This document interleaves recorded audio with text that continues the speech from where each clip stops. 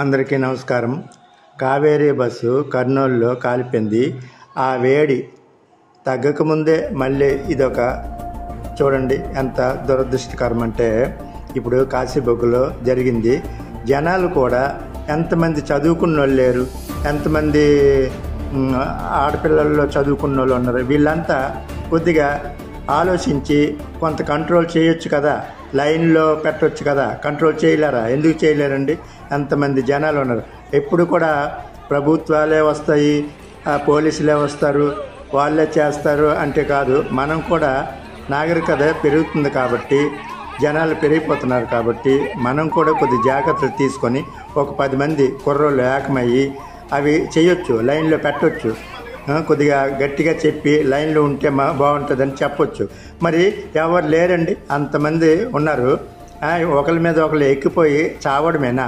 ఇదేనా నాగరికత అంటే? ఇదే నేర్చుకున్నారా? పెరిగిన కొలిది అంటే నాగరికత పెరిగిన కొలిది, డెవలప్ అవుతున్న కొలిది, అన్నీ కంప్యూటరైజ్డ్ అవుతున్న కొలిది ఇలాంటి చావులు, ఇది చాలా దురదృష్టకరం. అంటే ఇది కావాలని మన జనాలు చేసుకునేదే తప్ప ఇది వేరేది కాదు.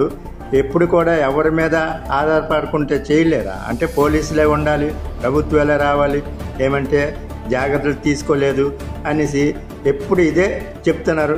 అందరూ కూడా దిగ్భ్రాంతులు చెప్పడమే తప్ప ఇవి కంట్రోల్ అయితే అవడం లేదు. అందుకే మనమే మన జాగ్రత్తలు మనమే తీసుకొని చావుకుంటూ చూసుకోవాలి కదా. ఇప్పుడు చూడండి, పోయిన ప్రాణాలు తిరిగి వస్తాయా? రావు కదా. ఎంత బాధపడుతున్నారు అందరూ. ఇవన్నీ కూడా అలాగే మరి ఇంకేం చేయలేము. మనమే తెలుసుకొని, అంటే ఎక్కువ బీడుగా ఉంది అంటే జనాలు ఎక్కువ అన్నప్పుడు తప్పుకొని లైన్లో ఉండడము, లేదంటే అందులోకి వెళ్తే చచ్చిపోతాం కదా అనేసి వెనక్కి రావాలి. అంతేగాని దూరిపోయి వాళ్ళ మీద ఎక్కిపోయి ఏంటి అది అసలు చెప్పండి? ఇదేనా పద్ధతి? అంటే తెలీదా వాళ్ళకి? కొద్దిగానే జ్ఞానం లేదా మనుషులకి? చూడండి ఇప్పుడు ఎంతమంది చనిపోయారు. అంత బాధ అండి వాళ్ళు.